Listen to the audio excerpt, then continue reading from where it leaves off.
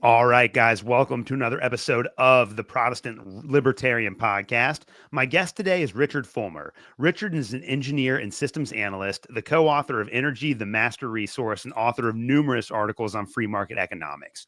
He wrote a recent piece for the Mises Institute entitled Karl Marx's Missing Link, Erasing the Line Between Mercantilism and Capitalism, where he explores how Marx wrongly conflates the results of mercantilism with capitalism and what it means for economic analysis today. We will be discussing this piece on the show today. Richard, welcome to the Protestant Libertarian Podcast. Thank you. I'm really excited to have you on. As I was telling you before the show, this is the 200th episode of the Protestant Libertarian Podcast. I cannot believe that I've been doing this for that long. And so just at the top, I just want to say thanks to all of my listeners for hanging in there with me. If you're a new listener, I really appreciate you guys joining the show. This is like a kind of a classic episode of the show because I love, every now and then we do some current events kind of topics on the show. And this obviously has a lot to do with Trump administration's recent tariff proposals and things of that nature. But I think this is going to be evergreen too. And a lot of what we're going to be talking about on the show today is just information about economics that everyone needs to be familiar with, regardless of what's going on in the political realm. So I'm excited to have you on to talk about this today. But before we get into the interview and your article, just tell us about yourself, your background, your work, how you got interested in economics, all of those things. Okay, well, I grew up in the mountains of New Mexico in a mining camp near the Gila Forest. My dad was a mining engineer. I went to New Mexico State and got a degree in mechanical engineering. Started work with a railway equipment company in Oklahoma, and then ended up in the oil field. And I was designing a looped water injection system, and I needed a computer program to help me size the pipeline. And so I called up to the engineering applications group and asked if they had a program that would help, and they sent out the card deck. In those days, everything was punch cards, and it didn't do everything I wanted, so I made a few changes. And to the engineers I worked with, that was magic, being able to program a computer. And so the next thing I knew, I was in Houston in the engineering applications group, and they lent me on a temporary 3-year assignment to the IT group. And 30 years later, I retired from there. So anyway, being a mechanical engineer, I like to know how things work. And to me, economics is kind of how the world works. And so I get interested in economics. One way to learn something is to learn how it fails. And so I read a lot about the Soviet Union and a lot of the failures of central planning. And so I get interested in that. Somewhere along the line, I started writing about economics, and I've got a bunch of articles published and the book. But recently, I got into a discussion online with a bunch of self-proclaimed Marxists. A few of whom actually knew something about Marxism. Most didn't. Most of my comments rated just a laughing smiley face icon. But from each according to his ability. And but every now and then somebody asked a good question or made a really good point, and it got me scrambling, and so I had to do some research to answer them, and the result was half a dozen articles. One of which you read, and I think another one's going to be published tomorrow, and then yet another in next week. So anyway, here we are. So I want to ask you about this article. It's very timely in the sense that, as I said at the top of the show, Donald Trump, his administration, within the last couple of weeks, has launched these tariffs, which he was proposing during his campaign. He suspended several of them, but we're still levying tariffs against China. So in that sense, this is a very relevant topic. But then in another sense, this is a very timeless topic because we're dealing with what appears to be a genuine contradiction in Marxist philosophy. So what motivated you to write this particular article at this particular time on this subject? Well, again, it was just the discussion I had gotten with the Marxists online, and it occurred to me that a lot of their attacks were levied at not capitalism but mercantilism. So a lot of attacks on colonialism, imperialism, and all of which Adam Smith had rejected in The Wealth of Nations, and explicitly rejected. And so that got me thinking, um, that in Marx's hierarchy of societies, he had left out mercantilism, the link from feudalism to capitalism. And it struck me that he had done that on purpose, so that he could conflate the two, mercantilism and capitalism, and then accuse capitalism of all the sins of mercantilism. And it's not like Marx was unaware of the difference between the two, uh, because he quoted Smith extensively in The Wealth of Nations, and so he must have known that The Wealth of Nations was really a long polemic against mercantilism, against, in those days they would have called the mercantile system, um, and yet he didn't mention it at all. And I thought that was an awfully convenient omission, and it allowed him and his followers, even up to today, to blame capitalism for what mercantilists did. Yeah, and I think it's going to be important before we get into the specific differences between capitalism and mercantilism, and they are very fundamentally different economic systems. Maybe to step back and take a look at Karl Marx's system as a whole.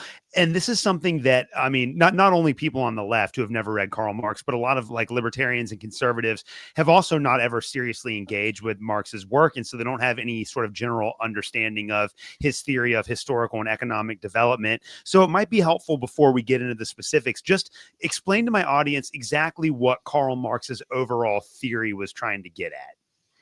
Well, Marx argued that societies progress through a series of stages.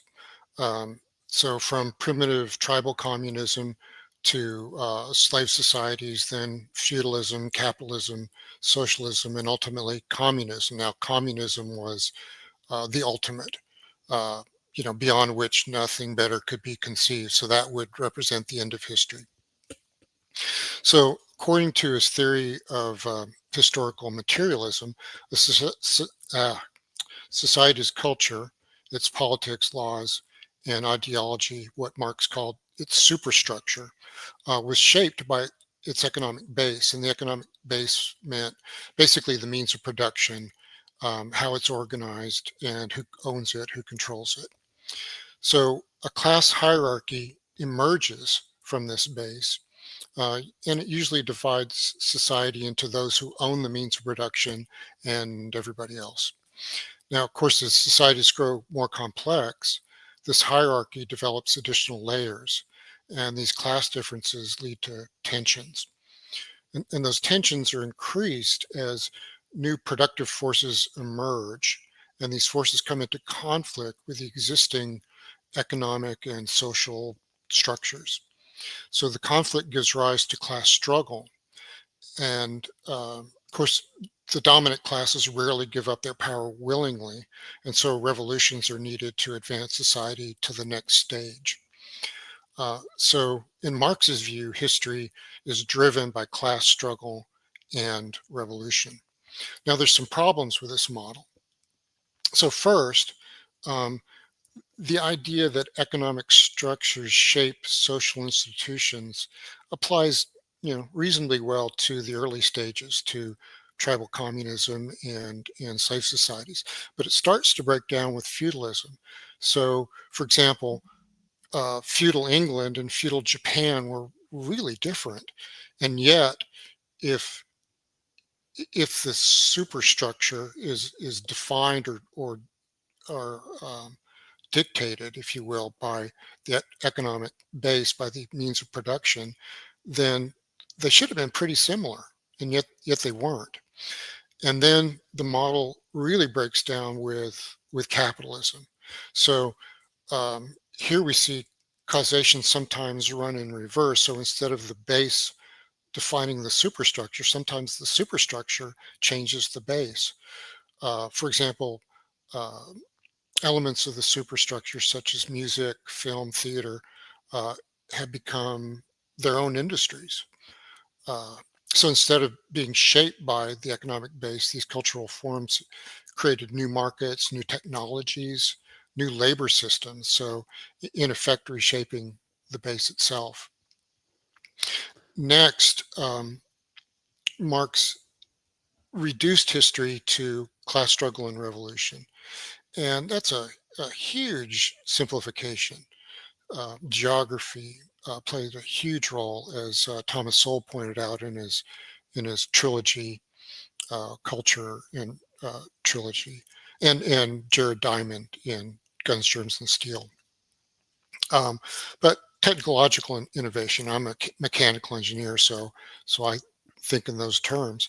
But think of the role the printing press played in uh, the scientific revolution, the discovery of antibiotics, uh, inoculations for smallpox, uh, the invention of the telephone, car, airplane.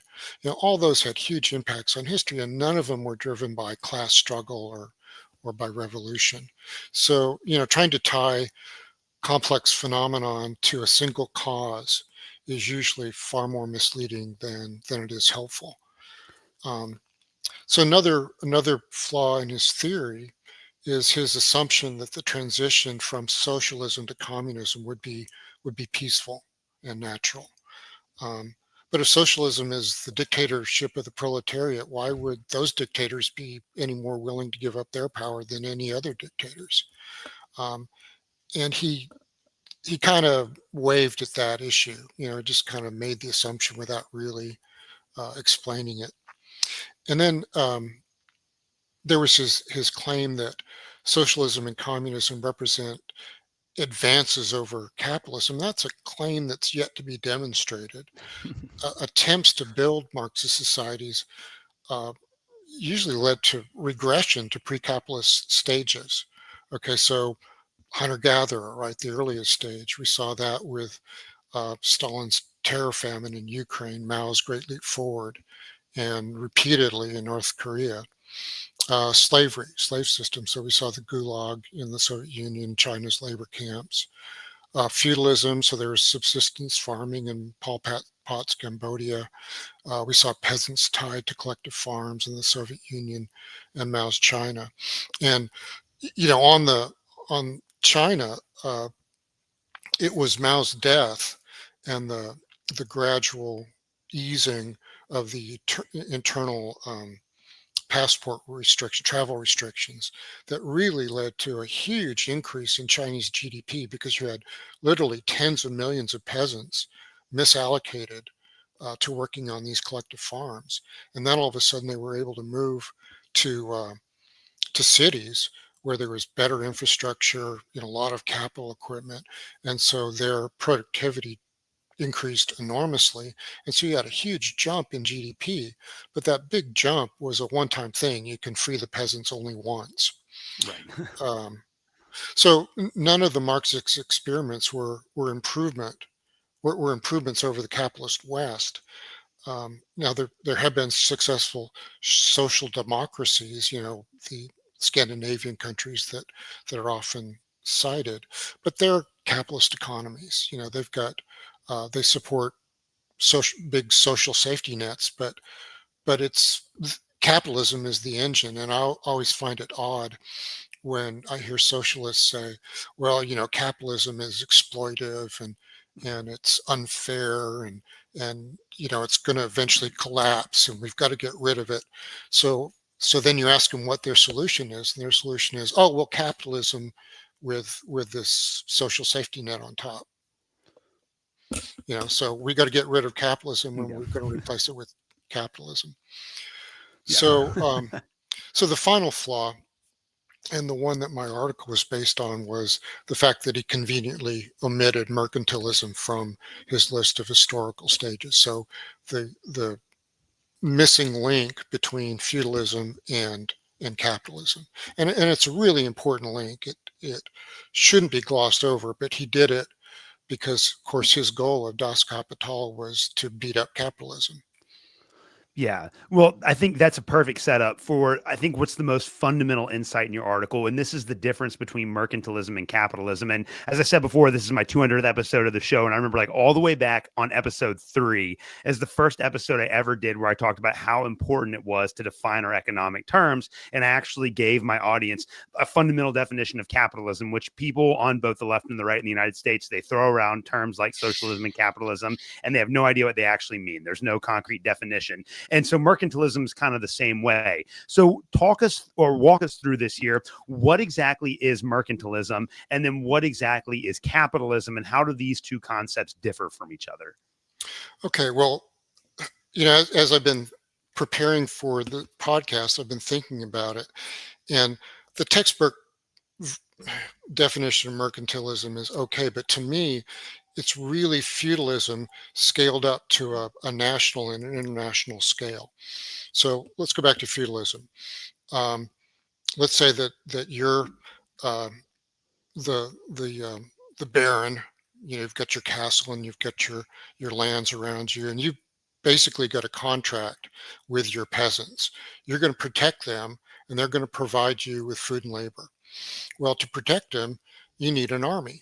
Maybe not a very big army, but you need an army, and you've got to equip and pay them, and for that you need gold and silver, but we'll say gold. So how do you get gold? Well, in those days, you took it from somebody else who had it. Okay, it's not like you set up a little factory in your fiefdom and started producing things that people wanted. You took it. You became a robber baron. Literally robber baron. And so you might demand tolls from merchants traveling through your lands. You might raid other lands, picking up a few captives on the way, ransom them off. You might sell privileges, sell monopolies. You want to be a barrel maker, want to be a cooper in my fiefdom. Well, you got to pay me. Um, Maybe you sell job licensing. You want to work in my kingdom. Go ahead. So, so a mercantilist nation is basically, it's no longer a little castle surrounded by your lands. It's now England. Um, but you've got the same goal, right? You want political power. Well, how do you get political power? Well, you've got an army and a navy. Uh, how do you how do you pay for your army and navy? Well, you need gold. How do you get gold? Well, you take it from people who have it. So you tax commerce. You conquer and pillage other countries. You establish colonies, and you control their trade. You sell monopoly rights. Um, and then the big one, what we're dealing with today, is you try to ensure a quote favorable balance of trade. So you export more than you import, and the idea being that I export a lot of goods, I get gold, and that I don't buy goods with my gold. I pay my armies. So David Hume kind of exploded that last notion back in 1752 with his essay on of the balance of trade, and what he explained was that if you keep piling up gold, prices are going to rise, right? Because you now got more money chasing the same amount of goods, and so as prices go up, your exports get less competitive, both at home and abroad, and imports start looking a whole lot more appealing. And so sooner or later, the gold's going to start flowing out, goods are going to start flowing in. So to fight that, mercantilist countries tried to clamp down on imports, and they just banned the export of gold. But but that led to smuggling, corruption, paying customs officials off, and it just distorted the economy. And despite all their efforts, foreign goods kept flowing in and gold kept flowing out. So you want to talk about capitalism? Yeah, yeah. So that's the mercantilist system, which obviously, if you're stepping back and looking at this from the outside, there's a heavy amount of government regulation involved in the mercantilist system. So compare that with capitalism then. Okay, well, capitalism is basically what happens when you leave people free. You set up a rule of law framework. So you're going to protect people's persons and their property. You're going to allow them to contract with others, um, uh, and kind of keep government interference to a minimum. And so people will just naturally trade goods and services uh, to their benefit. And if you just kind of back off, it works pretty well. I think uh, the late great Walter Williams probably put it best when he said, prior to capitalism, the way people amassed great wealth was by looting, plundering, and enslaving their fellow man. Capitalism made it possible to become wealthy by serving your fellow man. So there's a strong correlation between economic freedom and wealth, and believe it or not, even tolerance. Capitalist countries tend to be far more tolerant uh, than centrally planned economies. So we see women's rights in the West and not in the Middle East or in Southeast Asia. You see gay rights in the West and so on, where you don't see them um, elsewhere. And interestingly, uh, capitalist countries tend to have the cleanest environments, which is something quite the opposite of what we're told all the time, that Yeah. capitalism pollutes the environment, and that shouldn't be surprising. Free markets reward efficiency. Inefficiency is waste, and waste is pollution. Yeah. No, that makes a lot of sense. And again, just for those of you guys that are following along at home, there is no real compatibility between mercantilism and capitalism. They're antithetical. And you talk in your article about, you already referenced David Hume, who shot holes in the theory of mercantilism, and you talked about how Adam Smith critiqued it as well. And I thought that this was one of the really interesting points that you made. Adam Smith has this critique of mercantilism, and Karl Marx not relies, but Karl Marx engages with Adam Smith's ideas very heavily throughout his work. So maybe talk about the way that Adam Smith critiqued the mercantilist system, and then even more importantly than that, why, if Karl Marx understood within the work of Adam Smith that there's a difference between capitalism and mercantilism, why did Karl Marx choose to downplay that or ignore it altogether? Sure. Well, of course, Adam Smith was a contemporary of David Hume, and they were friends. He echoed Hume's debunking of the balance of trade idea, um, and he argued that national wealth should be measured by productive capacity, the ability to provide goods and services, and by the well-being of the citizens rather than the accumulation of precious metals. And he argued that mercantilist policies were inefficient because they prioritized conquest and monopolization over voluntary exchange, and of course economic specialization, the division of labor. And he observed that colonies often cost more than they're worth. So it's expensive to conquer another country. It's expensive to administer it. It's expensive to keep a military force there and keep people under control.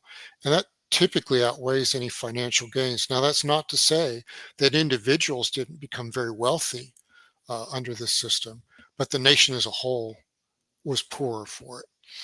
And so what he argued instead was free trade, arguing that it was less costly and more profitable.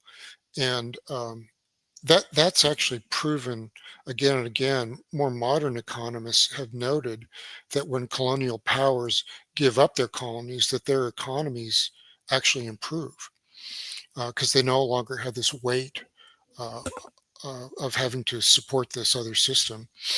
And uh, Japan during World War II conquered a lot of area, but what they found was that they actually received less goods from those areas than they had before they conquered them, just through free trade. It turns out that people produce more when they benefit from it than when they're at the point of a bayonet. Who knew? And Germany, the same way, from the Molotov-Ribbentrop Pact. Germany got a lot of goods from Russia, and of course those supplies were cut off once Operation Barbarossa went into effect and he marched into Russia. Of course, uh, Hitler had other goals in mind. He wasn't really focused on economics. Um, but the fact is that trade is pays better than conquest does, and that's not intuitively obvious. Yeah. So why then Karl Marx had obviously at least come across this idea before. He was familiar with this argument, but in his work he erases the line between mercantilism and capitalism. Why would he do that? Well, okay, again, the point of Das Kapital was to discredit capitalism, and by conflating mercantilism and capitalism, he could say, well, see, capitalism is guilty of colonialism, it's guilty of imperialism. Look at all these terrible things it's done. And sure enough, those critiques come up time and time again when people are attacking capitalism, and it's an easy um, attack to make because none of the countries, England and United States, um, totally gave up their mercantilist ideas, um, and so those practices come back, and they lead to distortions in the economy. They lead to well, Trump today, he wants to go in and take over Greenland and Canada, make Canada the 51st state. Um, it just seems intuitively obvious that if you can take over a country and pillage their village, that it's going to make you better off, and it doesn't. Yeah, that makes a lot of sense, and I really do feel like it's so ironic. I think that in the middle of the 19th century, these ideas had all kind of already been discredited, like you talked about, and it's not like Adam Smith was a fringe thinker Yeah. during the late Enlightenment. Right? Everyone was familiar with the work of Adam Smith, and so could have easily cross-referenced what Karl Marx was saying about mercantilism and capitalism with Smith's critique from nearly a century before 80 years or whatever before Karl Marx was writing. But nevertheless, Karl Marx's ideas became incredibly popular in Europe in the middle of the 19th century. And since then has been in a lot of ways, or at least some of his ideas have been kind of predominant within the way that generally people in the Western world understand economic theory. So why did his ideas become so popular if they had already been to a certain degree discredited? And if someone could have looked back and say that, pretty obviously he falsely equivocated or made an equivalence between capitalism and mercantilism. They weren't popular in his own time, but I think what made them popular was the Russian Revolution. So all of a sudden, here was this Marxist revolution, um, and it was kind of nominally Marxist, didn't really follow the Marxist plan. But here was this Marxist revolution, and it was perceived as very successful. Um, Now, a lot of that success um, came from market. So when Lenin expropriated the means of production, took over the factories, and sent all the owners off to the gulag or lined them up against the wall, um, production just collapsed, and so he had to usher in free market elements with his new economic policy, which was later shut down by Stalin. But Stalin invited in Western companies, and so you had Ford coming in and building one of the largest auto or truck factories in the world. Westinghouse came in, General Electric.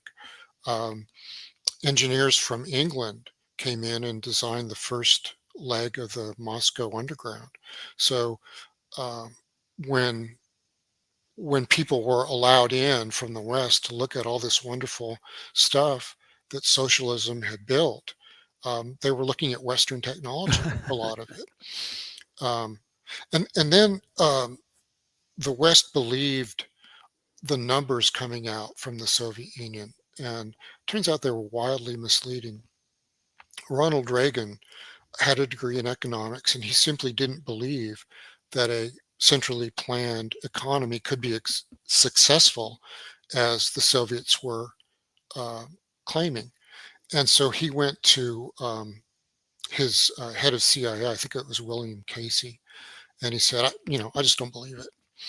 And so Casey went to his agents and he said, okay, we all know that the Soviet Union is this economic powerhouse, but the boss doesn't believe it. So let's pretend that it's not. And I want you to do an analysis and tell me the things that we would see if the economy was actually imploding rather than growing by leaps and bounds.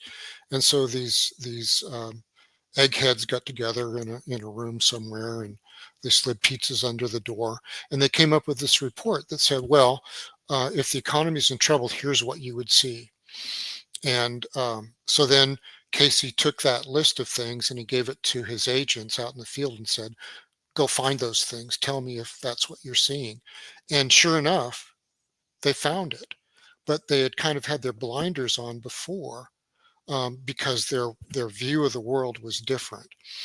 Economist Russ Roberts says that there's an infinite number of data points out there, and what matters is what points you select.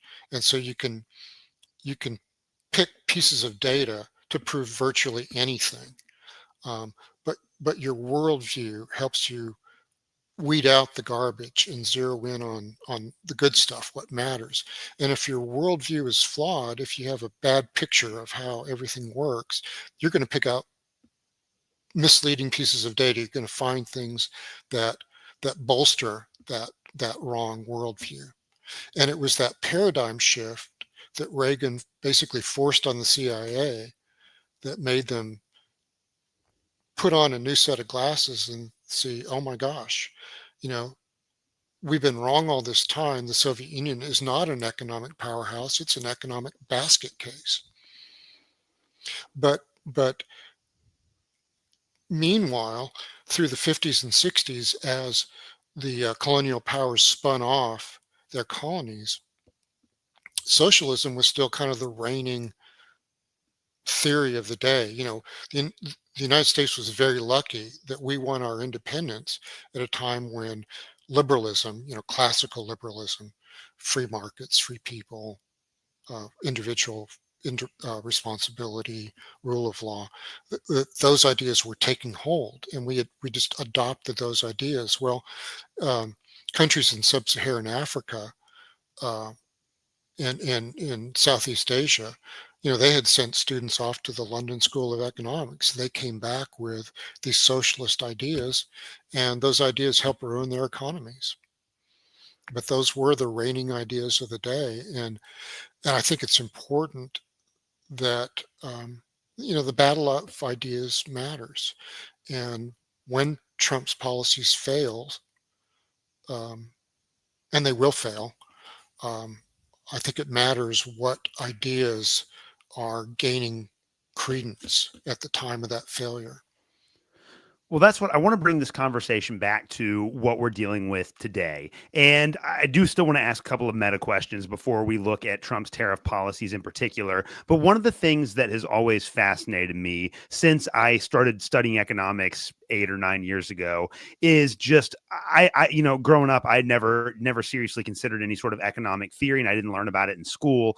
And so I just always assumed kind of the popular conception that socialism meant good and helping people, and capitalism meant being greedy and hurting people. And that was just what I assumed those two terms meant. And then one day I read an economics textbook and realized that capitalism is just a system where the government's not involved in the economy, and socialism is the exact opposite. And I was like, oh, well, that all makes sense. And it turns out I'm actually a capitalist. And so defining these terms is really important. And I think that most Americans, even ones that it's kind of like what you were saying earlier, even people that would say that they were committed socialist or Marxist don't really even know what those terms mean. But one of the great ironies is that the American left will associate all kinds of forms of government interventionism with capitalism. Why is that? Is a lot of it just like kind of this drive for political power? Is it ignorance? Is it ideology? What's the reason why so many people on the American left will attribute the consequences of government policies to capitalism?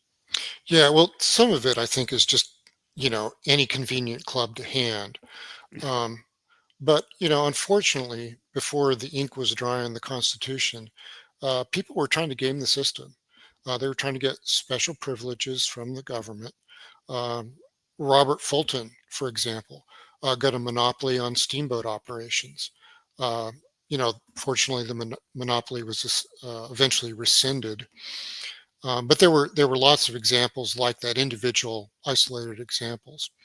After the Civil War, companies repeatedly tried to create lasting cartels so they could uh, fix prices, reduce competition, escape the fetters that were forged by consumers, suppliers, employees, and competing businesses. There's no such thing as unfettered capitalism, right? Um, uh, a company's fetters come from customers who can shop elsewhere, suppliers who can sell elsewhere, employees who can work elsewhere, or even start a competing business, and of course, um, other businesses who can produce better goods at cheaper prices. Um, so anyway, they tried to create these cartels. The cartels always failed because members had strong incentives to cheat by lowering prices and gain market share. So this problem was solved during the progressive era, roughly 1890 to 1920. And basically what happened was they used the government to enforce the cartel rules. So all of a sudden we got regulatory agencies like the Interstate Commerce Commission, the Federal Trade Commission, the Federal Reserve Bank. And of course, all this was done in the name of protecting the public. But Right. really, what it did was it protected businesses from competition.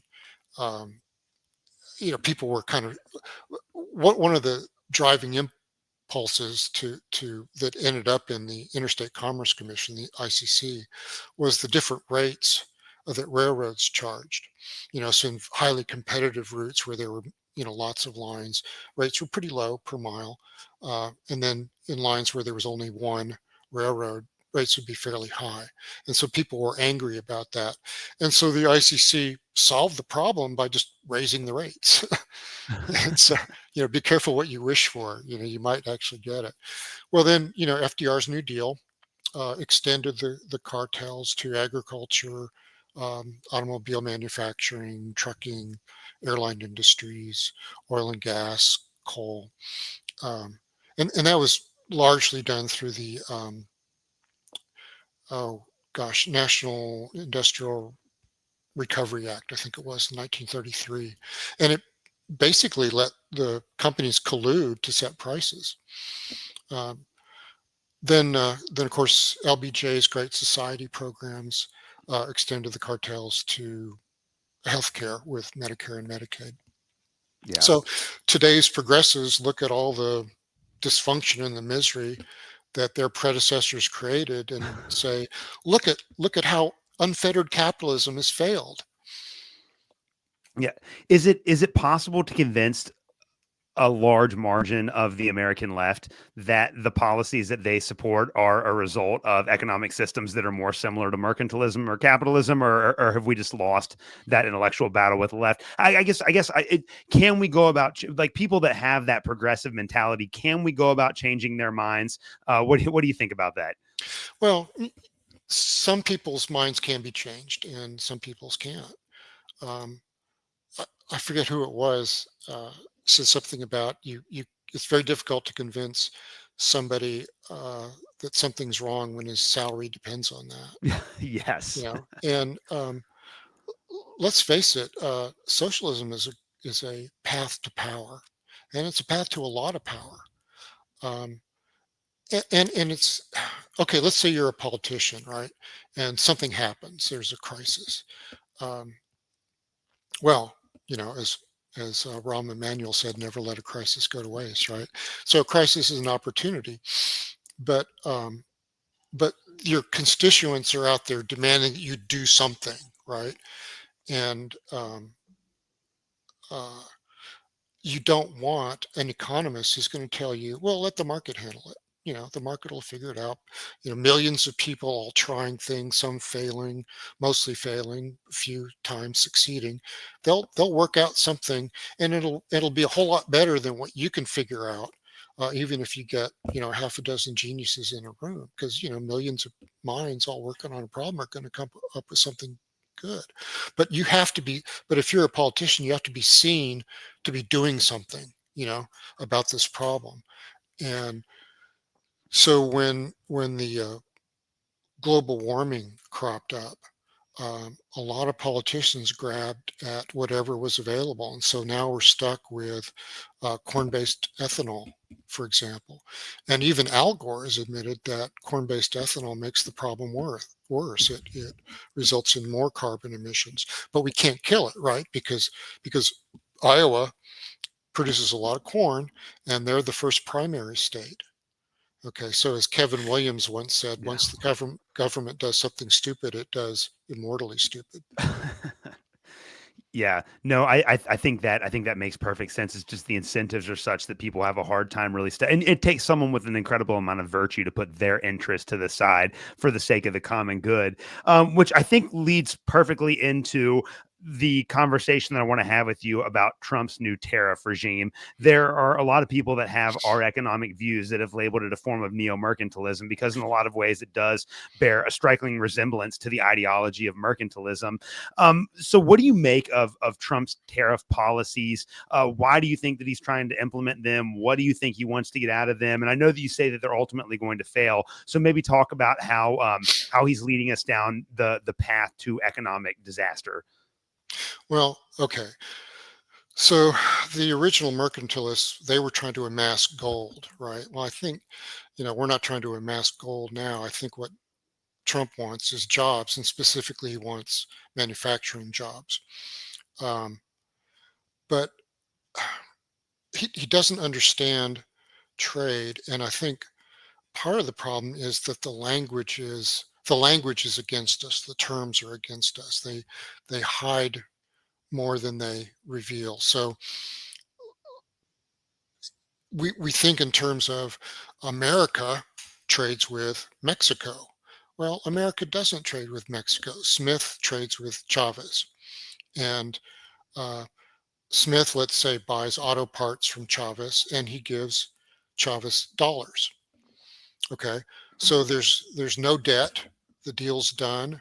America doesn't owe Mexico anything, but there's that scary word deficit, right? Um, that D word. Well, the deficit, whether that deal between Smith and Chavez results in a trade deficit, depends entirely on what Chavez does with his dollars. If he turns around and buys American products with them, there's no deficit. But if he just sticks his dollars under a mattress somewhere, oops, we've got a trade deficit. Or he could use them to buy goods from another country. He could use them to buy American stock, American corporate bonds, or he could build a factory in America. Now, all those things are good, right? They help Americans, they invest in the country, but they increase the trade deficit. So that's a scary thing. So Trump keeps touting the fact that all these foreign countries want to build companies or factories in the United States, but he doesn't understand that that's going to increase the trade deficit if they actually do that. Now, in my mind, there's a big question of whether they really will do that, because if you've got this unstable government now that the United States has, an unstable economy, uh, you're you're thinking that, gosh, I can't get goods in that I need for my factory. Maybe it's a really bad idea to build a factory here. And it's certainly a bad idea when um, the tariffs that might protect you in the future are on again, off again. So you don't know what to do. You've got this regime uncertainty, as Robert Hicks put it. Um, so there's that. So another term. Uh, so we've got this notion that America trades with China or America trades with Canada, which is simply wrong. We've got the notion of a trade deficit, which we could replace with the term foreign exchange surplus or foreign investment surplus, right? So um, they buy goods from us, they get American dollars, they take those dollars and build a factory here. So foreign investment surplus, that's a good thing, Yeah. you know. Um, so we need to try to get control of the language and start using terms that are more descriptive of what's really going on, rather than having the reality hidden between this veil of misleading words. Yeah. Well, it's really ironic to me that for really the first time in my adult life, you have left wingers that are criticizing Trump's mercantilist tariff policy because of the economic damage that it would cause. So these left wingers are actually critiquing economic interventionism. And then these right wingers that say that they believe in limited government are all in on the Trump tariffs. And some of them think that he's playing 4D chess and this is a negotiating tactic. But I think after Trump's first 4 years, I think the 4D chess argument just doesn't, it's not empirically valid anymore. So it's just a very strange dynamic and a very strange time in American public life. And I think, how do we, so, we talked about like left wingers and trying to help them see that a lot of the negative consequences that they see are a result of policies that they support. On the flip side, how do we get right wingers to be consistently free market? Because, and this is especially true of Republican politicians, when Republican politicians are not in power and when they're on the campaign trail, they always sound like Ludwig von Mises. They're all pro free markets, and then when they actually acquire power, they're like Keynesian socialists. So how do we get the Republican base to understand, well, look, these tariffs aren't going to work, and this is just another form of economic control, and we need to be more consistent about capitalism? How do we make that case to right wing America? Well, it's hard. The physiocrats in France, who were contemporaries of Adam Smith, believe that real production came from agriculture. Who cares about manufacturing? That's nothing. Real wealth came from the soil. So now we've at least gotten past that mindset, but we've gotten into a new mindset that real wealth is stuff you can touch. I want to manufacture things. Real man manufacture things. And the thing is that we're producing more stuff than ever. We keep hearing about how our industrial base has been hollowed out. Our industrial capacity is at an all-time high. We're producing more stuff than ever.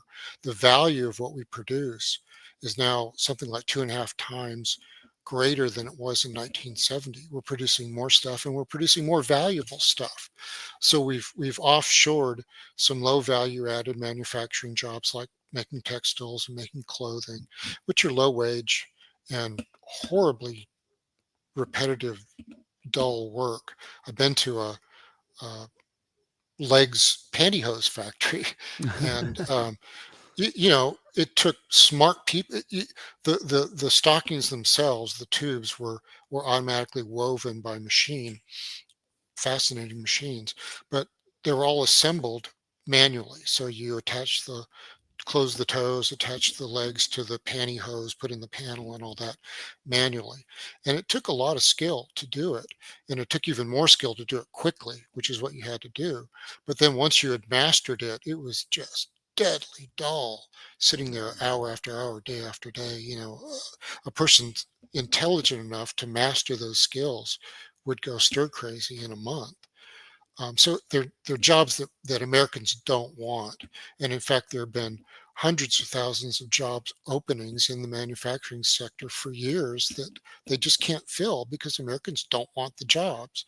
So we're going to build more factories and staff them with who? Um, but so the other thing is that we've got to get people past the idea that only material things represent wealth. One of the non-intuitive lessons I learned being a computer jockey, systems analyst, was that in manipulating symbols, you gain a lot of leverage over physical things. You gain power over physical objects. And that's not obvious, but it is true. So I can sit at a milling machine and, carve out a piece of equipment or a part, one after another, or I can go and program a CNC machine, and that program um, is there for to make piece after piece after piece. And so instead of me sitting there making thousands of pieces by hand, the machine does it for me, and all I had to do is program that thing once. So that's power. That's a lot of power. Um, one of the myths is that, oh my gosh, when we become a service economy, we'll just be flipping hamburgers. Well, that ship sailed a long time ago. I think the date that keeps coming up is 1956, is when the number of service jobs exceeded the number of jobs in the manufacturing and agricultural sectors combined. So we've been a service economy for a very long time. And, some of those jobs are not very well paying. I don't think being a barista at Starbucks pays all that well. But, doctors, lawyers, engineers, health workers, um, the I think the number of people in manufacturing peaked at 19,000 back in 1979. Depending on whose numbers you look at, we already have more healthcare workers in this country than that. Um, Houston, Texas, where I live, the oil capital of the world. Uh, our number one industry today is healthcare. The Houston Medical Center is the largest in the world. So, things are changing. Um, uh, just where I live, I see factories on trucks come into the community every day. You've got um, mobile bicycle repair, mobile car repair, mobile auto detailing, pet grooming. Um, uh, the list is endless. It's just amazing what what clever people have come up with. And um, Marx always claimed that capitalism was evil because it kept the means of production out of the hands of the workers. Well, the means of production have never been more available and more affordable. So, obviously there's the laptop and the cell phone, 3D printers, label makers, automatic embroidery machines, podcast equipment, um, drones, for aerial photography and surveying. Um, the list is endless, and people of very modest means can afford those. There are 33 million small businesses in this country. It's amazing. The Yeah. entrepreneurship in this country is just amazing. And the idea that greedy capitalists are all hoarding their wealth and denying people livings or the means of production is just wrong. Um, a lot of people don't want to own their own business. I don't know how many small businessmen I've talked to who said, I never worked so hard in my life as when I Right. started working for myself. Well, not everybody wants to do that, and that's okay. Um, but what's so strange is that uh, medium income is way up. Um, People are having to work fewer and fewer hours to afford um, not just the basics of life, but luxuries. And yet we've convinced ourselves that we live in the worst of times and things are getting worse. And so we're going to burn it all down and hope that something better arises from the ashes. And that's just crazy. Yeah. But how do you convince people? I don't know. I write my little articles. I'm working on a basic economics book, which is fun, high school level. It's called Caveman Econ, Oh, yes. Basic Economics and 33 Prehistoric Tales. And so each chapter is a story about my little caveman community.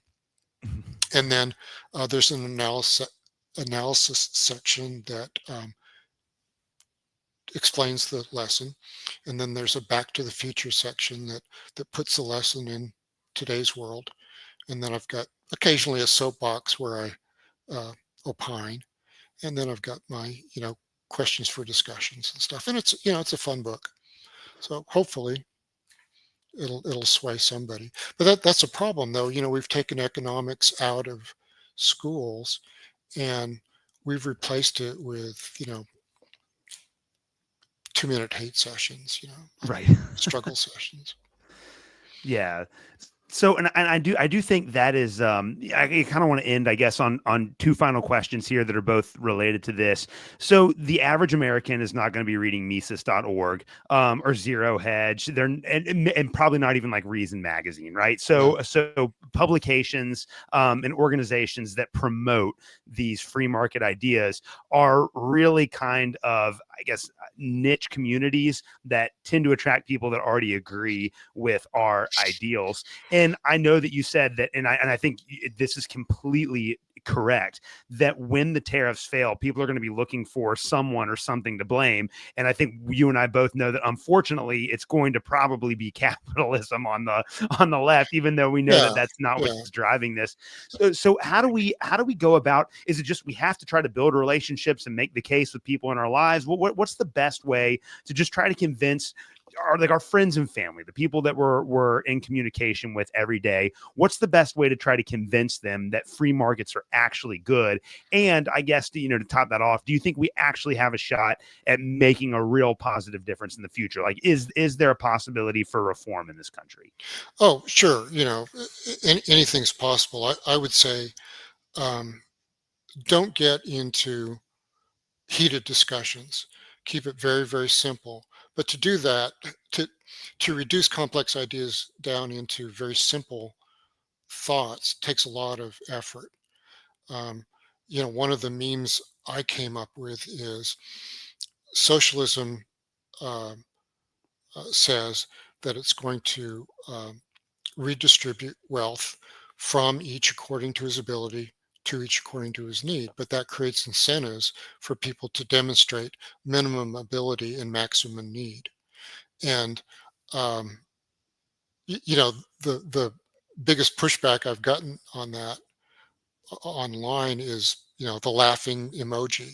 Right? Nobody's come back and said, "Oh, you're wrong. People don't respond to Right. incentives. People do respond to incentives, and people get that at a real basic level. And you know, capitalism rewards people for producing wealth, food, clothing, shelter, and so more wealth is produced. You get what you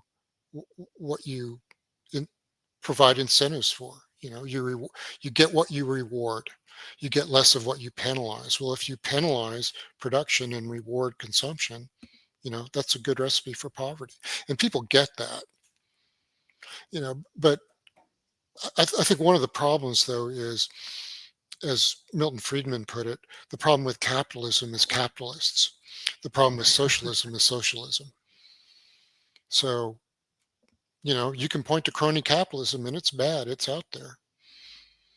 But really that's socialism light, right? It's Yeah. government involvement in the economy. And another thing that people kind of get is that when government gets in the business of selling special privileges, guess who can best afford to buy? Well, it's the wealthy. And when you look at the United States, most of the wealth transfer isn't from the rich to the poor, it's from the poor to the rich. So the two biggest offenders, of course, are Social Security and Medicare.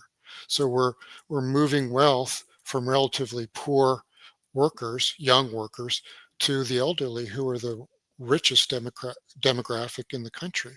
Now, sure, there are poor elderly, but you shouldn't have to subsidize Bill Gates to help out a poor old person.